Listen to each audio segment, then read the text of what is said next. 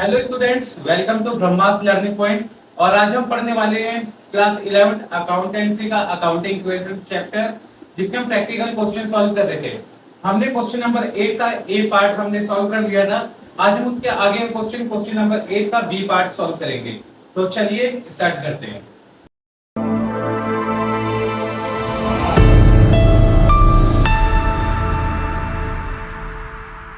चलिए दोस्तों, पहला हम ट्रांजैक्शन देख लेते हैं। क्या है इसमें? Raghu started business with cash. कितना? 1,50,000 रुपए।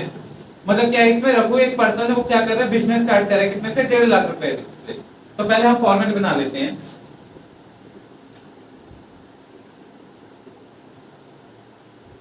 तो हम पहले क्या करते हैं? फॉर्मेट बना लेते हैं। पहले आपके क्या रहेगा? सीरियल नंबर, फिर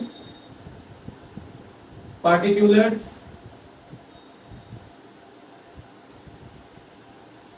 उसके बाद एसेट्स। एसेट्स यहाँ लिख लेना, कोई दिक्कत नहीं है। उसके बाद लायबिलिटीज प्लस कैपिटल।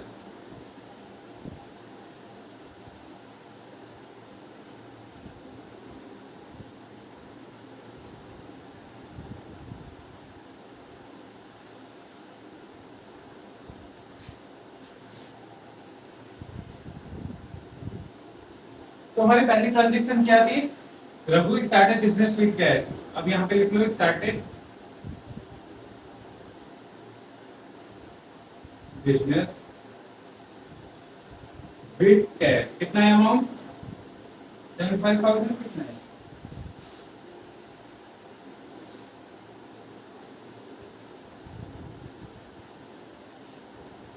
1,50,000। तो यहाँ पे लिख लीजिए आप 1,50,000। तो देख लेते हैं पहले क्या हो रहा है। हमारे बिजनेस में कैश ऐड हो रहा है, तो पहले आप यहाँ पे कैश का कॉलम बनाइए। कितना? प्लस 1,50,000। फिर कैपिटल कितना आ जाएगा आपका? 1,50,000 रुपए। बस और कुछ नहीं है इसमें। अब सेकंड ट्रांजेक्शन देख लेते हैं, उसमें क्या होगा हमारा? Both goods for cash 80,000 rupees, on credit 40,000 rupees. तो हम क्या पहले लिख लीजिए? Both goods. कैश में कितना ले रहे हैं हम? 80,000 रुपीज का। और क्रेडिट में कितना खरीद रहे हैं? 40,000 रुपीज। टोटल हम 1,20,000 का सामान खरीद रहे हैं। तो इसका देख लेते हैं ट्रांजेक्शन कैसे होगी। तो पहले आप स्टॉक का बना लीजिए कॉलम यहाँ पे। स्टॉक कितने का आ रहा है हम पे? 1,20,000 का। 1,20,000 का सामान खरीदा जा रहा है, ठीक है। मतलब जो रघु है, पहले उन्होंने क्या किया? 1.5 लाख रुपए लगाए बिजनेस में। फिर उसके बाद 1,20,000 रुपए उन्होंने गुड्स खरीदा है। तो जो गुड्स खरीदा उन्होंने 1,20,000 का, जिसमें से कैश पेमेंट करी 80,000 रुपए और 40,000 रुपए बाद में पेमेंट करेंगे, मतलब उधार सामान खरीदा है। तो आप क्या करोगे? 80,000 रुपए माइनस कर दोगे 1.5 लाख में से। 80,000 रुपीज कैश के वो माइनस कर दीजिए, और 40,000 रुपए जो क्रेडिट के हैं, आप उसे क्या करोगे? लायबिलिटी साइड में लिख लो, क्योंकि वो क्रेडिटर में आ जाएगा। यहाँ लिख दो क्रेडिटर। कितना है? 40,000 रुपए प्लस 40,000 रुपीज क्रेडिटर में इंक्रीज हो जाएगा, ठीक है। इतना ही था इसमें। अब इसकी हम नई इक्वेशन बना लेते हैं। कैसे होगी मैंने बताता हूँ आपको।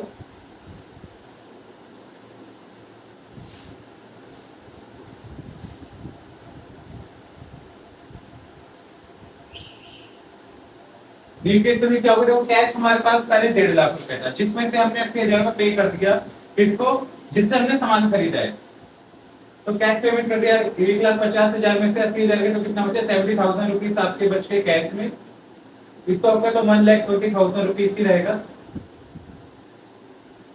उसके बाद 40,000 रुपीज आपके रहेंगे ये क्रेडिटर्स के, और 1,50,000 रुपीज रहेंगे आपके कैपिटल के, ठीक है। इसके बाद थर्ड ट्रांजेक्शन देख लेते हैं, उसमें क्या है हमारा।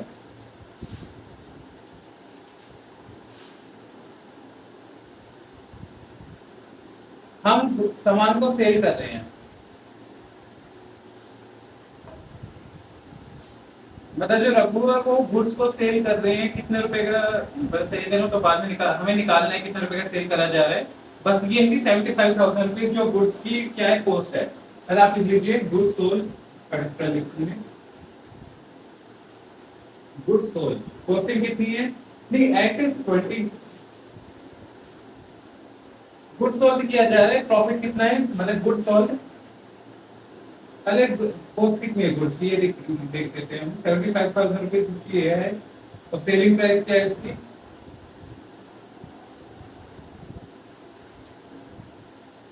प्रॉफिट, प्रॉफिट निकाले यहाँ पे 33, 1/3, 33% का 1.3 पार्ट है, ठीक है।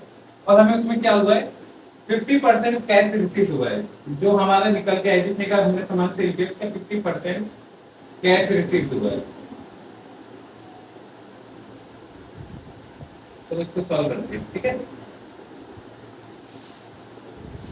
वो कैसे करेंगे देख लेते हैं। पहले आप क्या करो, गुड्स कितने का, गुड्स की कॉस्ट कितने की है, 75,000 रुपीज की है ना।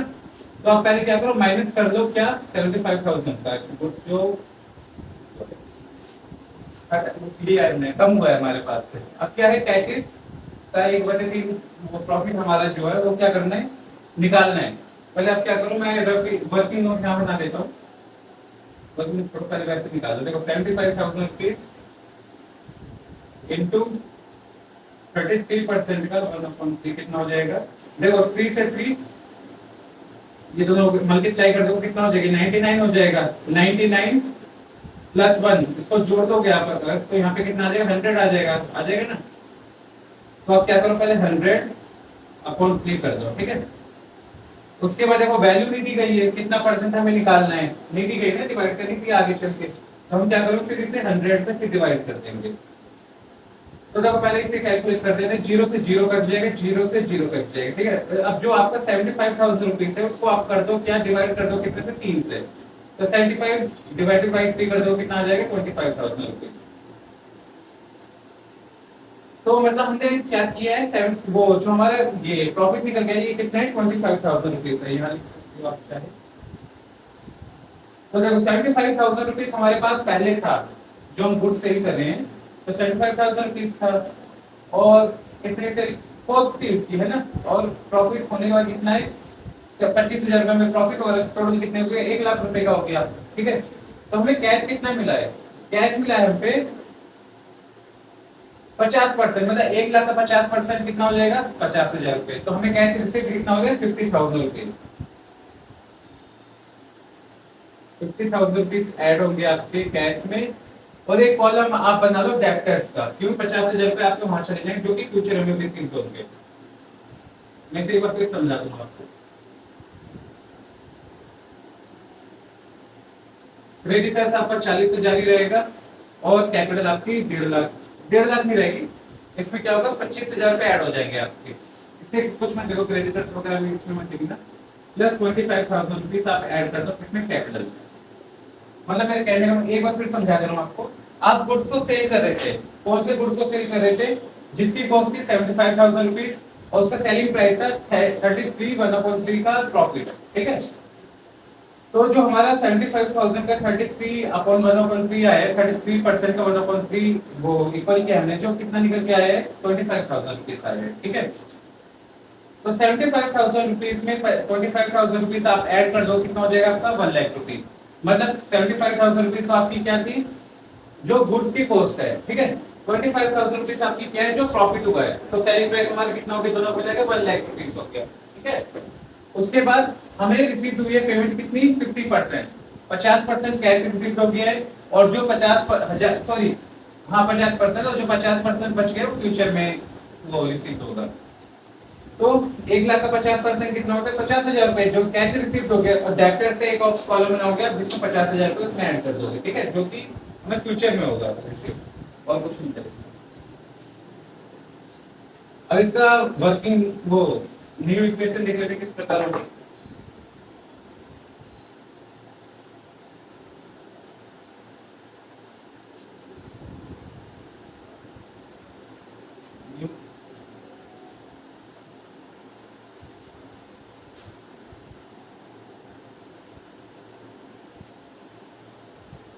आपके पहले कैश था 1.5 लाख रुपए, जिसमें से 80,000 रुपए माइनस हुए, बचे 70,000 रुपए। फिर जिसमें से 50,000 रुपए आपने और ऐड कर दिए, कितना हो गया फिर ये 1,20,000, ठीक है। फिर आपका स्टॉक की बारी आई 1,20,000 रुपीज का, जिसमें से 75,000 रुपीज आपने माइनस कर दिया, कितना बचा? ये ऐड का सिंपल लगा दो, मतलब आपका क्या आ जाएगा? फिर देखो स्टॉक आपके पास पहले कितना था, 1,20,000 रुपए, 75,000 रुपीज आपने माइनस कर दिया, बचा कितना? 45,000 रुपीज बचा। फिर प्लस डेब्टर्स का 50,000 रुपीज है, ठीक है। लायबिलिटीज आपकी कितनी है? 40,000 रुपीज की लायबिलिटीज है आपके पास, क्रेडिटर्स जिसे आप बोलोगे, इसको आप फ्यूचर पे करोगे। और आप पे 1,50,000 रुपीज तो कैपिटल की शुरू में 25,000 रुपीज और बढ़ गए, कितना हो गया टोटल? 1,75,000 रुपीज हो गया, ठीक है। तो कहीं दिक्कत दिक्कत है तो आप कमेंट कर देना, मैं फिर से समझा दूंगा इसको। अब उसके बाद अब ये ट्रांजैक्शन देख लेते हैं क्या है। ट्रांजैक्शन नंबर 4, गुड्स कॉस्टिंग 10,000 रुपए, सोल्ड कर रहे हैं 12,000 रुपए में उधार में। तो पहले आप लिख लो ट्रांजैक्शन, गुड्स सोल्ड, कॉस्ट कितनी है उसकी? 10,000 रुपए। सेलिंग प्राइस है उसका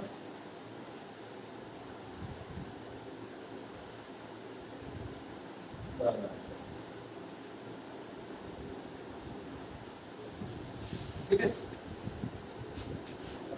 इसको आगे ये कैसे सॉल्व होगा?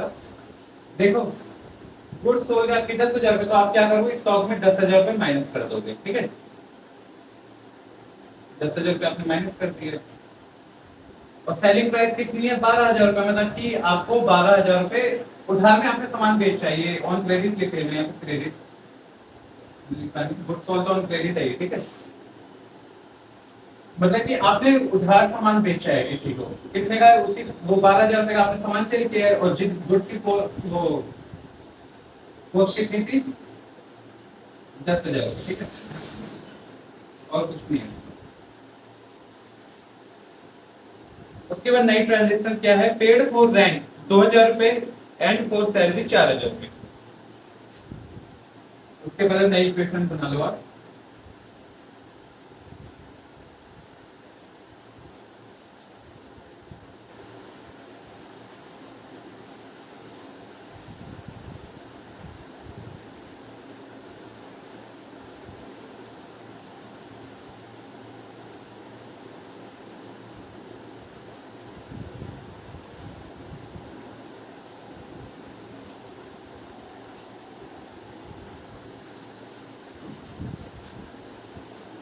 फिर ट्रांजैक्शन में आपका क्या था?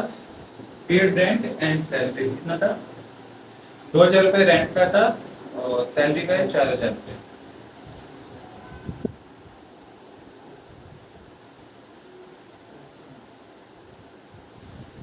रेंट कितने है आपका? 2,000 रुपए, और सैलरी कितनी है आपकी? 4,000 रुपए।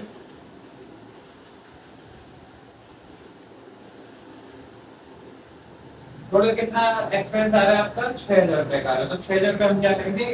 वो कैश से माइनस कर देंगे, और कैपिटल में इसका इफेक्ट होगा। तो देख लेते हैं ये कैसे होगा।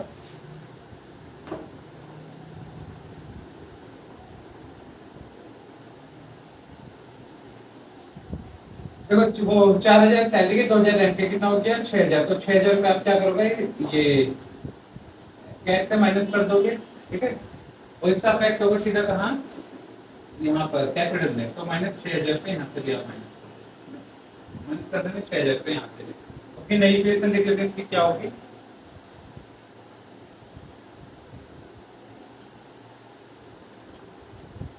नई इक्वेशन इसकी होगी आपकी 1,20,000 था, 6,000 बढ़ गए, तो कितना? 6,000 रुपए माइनस हुए हैं, तो कितना हुआ? 1,14,000 रुपीज हो गए, ठीक है। फिर 35,000 रुपीज तो हो गए आपके ये स्टॉक के। डेब्टर्स के 62,000 रुपीज हैं। 40,000 रुपए आपके हैं किसके? क्रेडिटर के। और 1,75,000 था, जिसमें से आपने क्या किया? ये 6,000 रुपए माइनस कर दिए, बच्चे कितना? 1,69,000 रुपीज। और कुछ नहीं है इसमें। तो उसके बाद हमारी आखिरी ट्रांजेक्शन उसमें क्या है देख लेते हैं एक बार।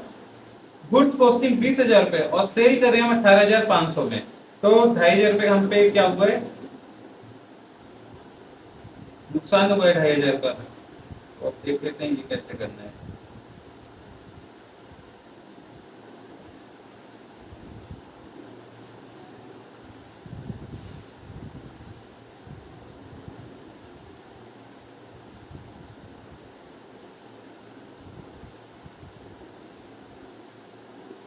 एक मिनट, आपने क्या किया था, फोर्थ ट्रांजेक्शन फिर से मैं देख लेता हूं। देखो आपने क्या किया था, गुड्स को सेल किया था, आपने उधार सामान सेल किया था 10,000 था, 12,000 रुपए आपका क्या था, वो सेलिंग प्राइस था आपका 12,000 रुपए, गुड्स की कॉस्ट कितनी थी 10,000 रुपए, तो 2,000 का आपका प्रॉफिट हुआ है, वो है ना। तो 2,000 रुपए आप कहाँ लिखोगे, प्रॉफिट हुआ है तो आप लिख ऐड कर दो, यहाँ पे ऐड नहीं किया है मैंने। 2,000 रुपए, तो 2,000 बढ़ के कितना हो गया, 1,77,000 रुपीज, ठीक है। फिर 1,77,000 रुपीज में से 6,000 रुपए माइनस हो गए, तो बचा कितना,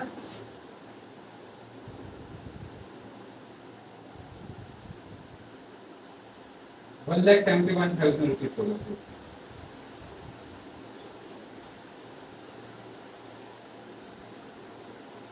अब उसके बाद नई इक्वेशन देख लेते हैं। सिक्स ट्रांजेक्शन देख लो पहले क्या होगी, सही सिक्स ट्रांजेक्शन में आपका सही होगी तो कुछ लिख लीजिए। सिक्स ट्रांजेक्शन में आपका गुड्स कॉस्टिंग 20,000 रुपए और सेल कर रहे हैं 18,500, तो लिख लो यहाँ पे goods sold for cash, cost कितनी है 20,000 रुपए है कॉस्ट, सेलिंग प्राइस कितना है 18,500 रुपए, ठीक है। बट इसमें फाइनली कैसे नीचे बनेगी वो मैं भी ऐड कर देगा।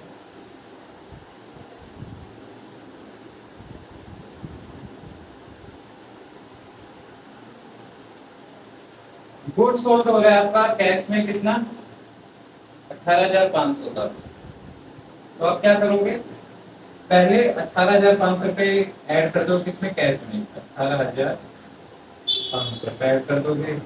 स्टॉक में क्या होगा, 20,000 माइनस हो जाएगा,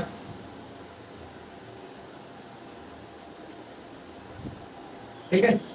अब अफेक्ट कहाँ पड़ेगा इसका, कैपिटल में कितने का 2,500 रुपए का, 2,500। अब इसकी फाइनल इक्वेशन देख लेते किस प्रकार से होगी। देखो आपके 1,14,000 रुपीज पहले थे, जिसमें से 18,000 रुपए और जोड़ दिया आपने, कितना हो गया ये,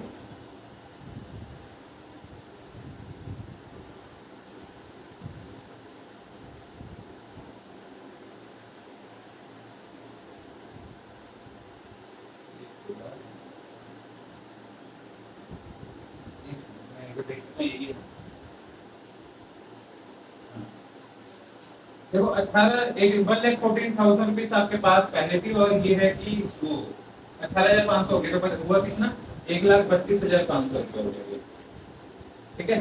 प्लस 35,000 आपके पास पहले थी, आपका स्टॉक था 35,000 का, जिसमें 20,000 का और माइनस हो गया, तो कितना हुआ आपके पास 15,000,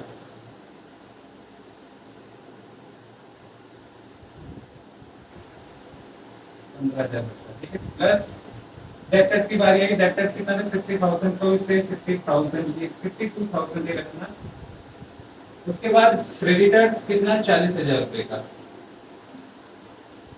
और उसके बाद है हमारा कैपिटल, कैपिटल हम पे 1,71,000 रुपीज की 25 रुपए और माइनस करने में हमने कितना बचा 1,69,000 रुपीज, 1,69,500 रुपीज लास्ट बचता है। अब एक बार हम मैच कर देते हैं इसको। तो पहले तो आपका था,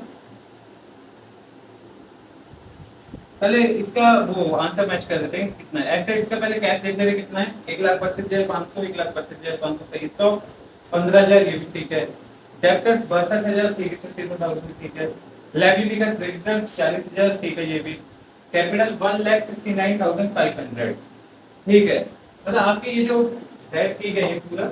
अब इसको हम एक बार आप लिख लीजिए, एक बार समझा दे रहा हूँ फिर से आपको लिखने से पहले। देखो रघु ने स्टार्ट कर दिया बिजनेस को कितने रुपए से 1.5 लाख रुपए से, तो आपने क्या किया 1.5 लाख रुपए ऐड कर दिए कैश में और कैपिटल में, ठीक है। तो इसका जो वही रघु है क्या करता है, वो 1,20,000 रुपए का सामान खरीदते हैं वो, तो जिसकी पेमेंट कैश कर देते हैं 80,000 रुपए की और 40,000 रुपए उधार, और 40,000 वो फ्यूचर में पेमेंट करेंगे। तो इसका इफेक्ट कहाँ होगा, जब स्टॉक में हमने कर दिए 1,20,000 रुपए, 80,000 रुपए माइनस कर दिए हमने कैश में से, और क्रेडिटर्स में 40,000 ऐड कर दिए। इसकी नई इक्वेशन होती है, तो 1,80,000 में से सॉरी 1.5 लाख रुपए में से 80,000 माइनस हो जाए कितना बचते हैं, 70,000 रुपए। ठीक है, स्टॉक आपका 1,20,000 रुपए नया है तो वो ऐड हो जाता है। लायबिलिटी में क्या होता है, 40,000 रुपए, जो हम 40,000 रुपए का नया सामान खरीदते हैं, पेमेंट नहीं करते हैं, तो 40,000 रुपए ऐड करते हैं तो 1.5 लाख रुपए आपके कैपिटल में लगते हैं। थर्ड ट्रांजेक्शन में क्या होता है, गुड्स सोल्ड करते हैं हम कितने का, 75,000 रुपीस की उसकी कॉस्ट होती है, सेलिंग प्राइस होता है 33,103, तो हम इसे कैलकुलेट करते हैं कितना निकल गया था हमारा प्रॉफिट, 25,000 रुपए का। तो देखो 75,000 रुपीस आपकी कॉस्ट है, 25,000 रुपीस आपका प्रॉफिट है, तो इसको आप ऐड कर दे तो कितना हो जाता है, 1 लाख रुपए। तो 1 लाख की 50% पेमेंट हमें शुरू में करनी होती है, मिल जाती है, सॉरी पेमेंट हमें रिसीव हो जाती है, 50% बाद में मिलती है। तो पहले हम क्या करते हैं, 75,000 रुपीस हम माइनस करते हैं स्टॉक के पहले, फिर 50,000 रुपीस जो भी कैश रिसीव हुआ है 50,000 वो ऐड कर देते हैं, और डेब्टर्स में 50,000 रुपए ऐड कर देते हैं, और 25,000 रुपए कैपिटल में ऐड कर देते हैं, जो कि हमारा प्रॉफिट है। ठीक है, फोर्थ ट्रांजैक्शन में क्या होता है, गुड्स सोल्ड कॉस्ट 10,000 रुपए, हम गुड्स को सेल कर रहे हैं जिसकी कॉस्ट 10,000 रुपए और सेलिंग प्राइस है 12,000 रुपए, सीधी वाले 2,000 रुपए हमें प्रॉफिट हुआ है। तो उधार सामान बेचते हैं, ये ध्यान रखना, स्टॉक में 10,000 रुपए माइनस कर देंगे, डेब्टर्स में 12,000 रुपए ऐड कर देंगे, क्यों 12,000 में रिसीव होंगे, 2,000 रुपए हम कैपिटल में ऐड कर देंगे, ऐसा प्रॉफिट। ठीक है, रीपेमेंट क्या होता है, 1,20,000 रुपए आपके आ जाएंगे कैश में, 35,000 रुपए आपके स्टॉक में आ जाएंगे, क्योंकि 45,000 था 10,000 माइनस हो गया, कितना बचा 35,000। उसके बाद 50,000 आपका डेब्टर्स था, 12,000 और हो गया, कितना बचा 62,000 रुपीस, और कैपिटल कोई इफेक्ट सॉरी लायबिलिटी में कोई इफेक्ट नहीं आएगा, इफेक्ट है इसमें कैपिटल में। 1,75,000 रुपीस आपके पास पहले थी, जिसमें से 2,000 रुपए और ऐड हो गए प्रॉफिट के, तो कितना हो गया 1,77,000 रुपीस हो गया।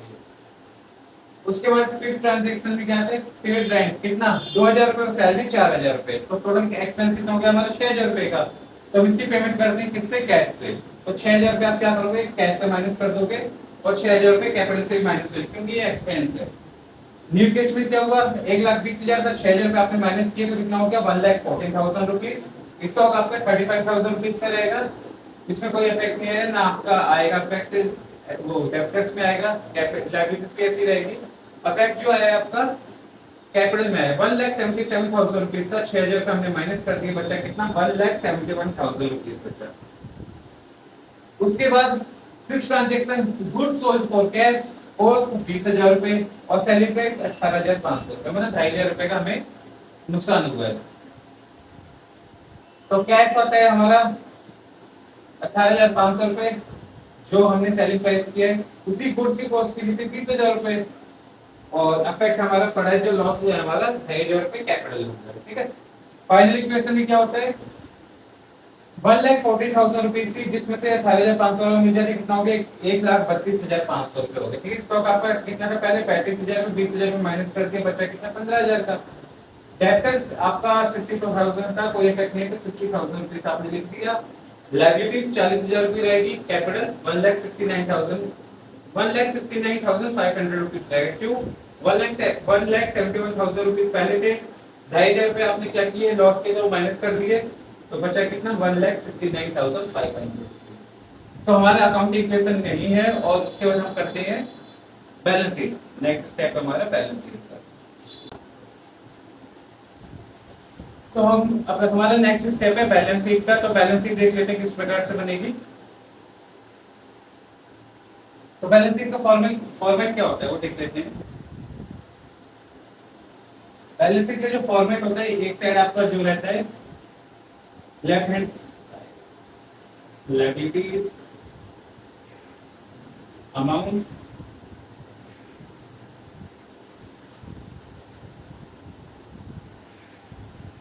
एंड एसेट्स,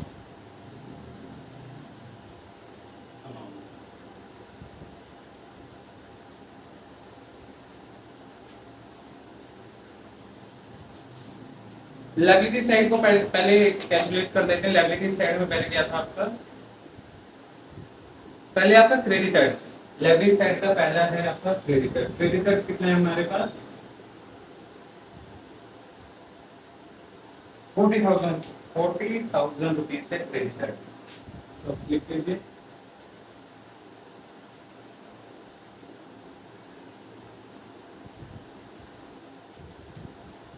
40,000 रुपए आपके क्रेडिटर्स के, ठीक है। उसके बाद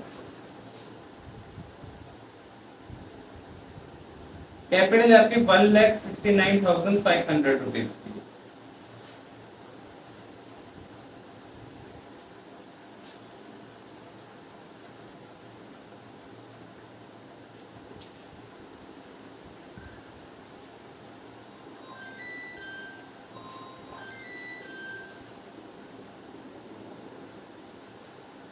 वन लाख 69,500 रुपीज हो गया आपकी कैपिटल।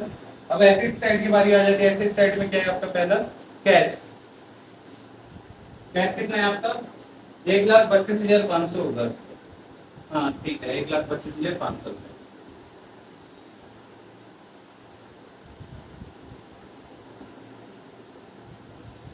उसके बाद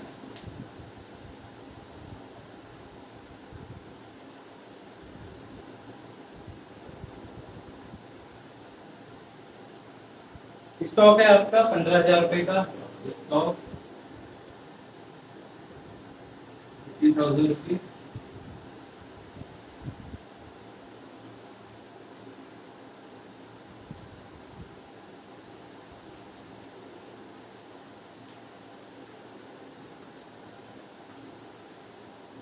डेप्टर से आपका 62,000 रुपए 62,000 डेप्टर से आपका 62,000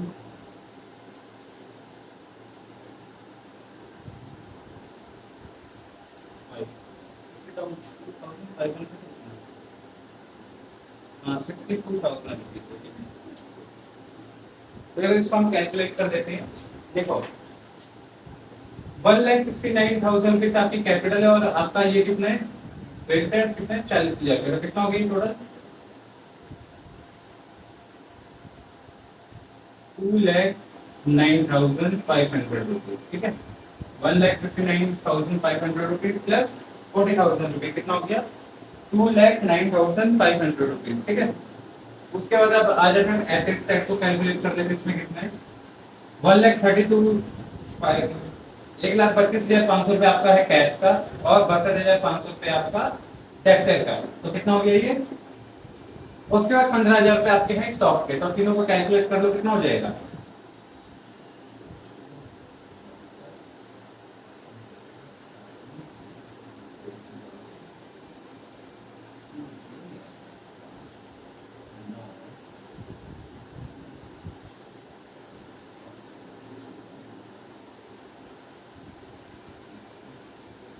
2,09,000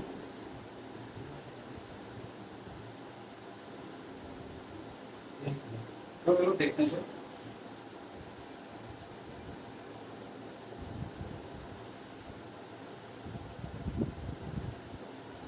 आपका ये 62,000 रुपीज है 62,500 नहीं है ये। तो 62,500 है। देखो हो गया आपका कैलकुलेट 1,32,500 प्लस 15,000 प्लस 62,000 कितना हो गया 2,09,500 रुपए, ठीक है। बैलेंस शीट यही कंप्लीट होती है और ये क्वेश्चन भी यही कंप्लीट हो रहा है क्वेश्चन नंबर 8।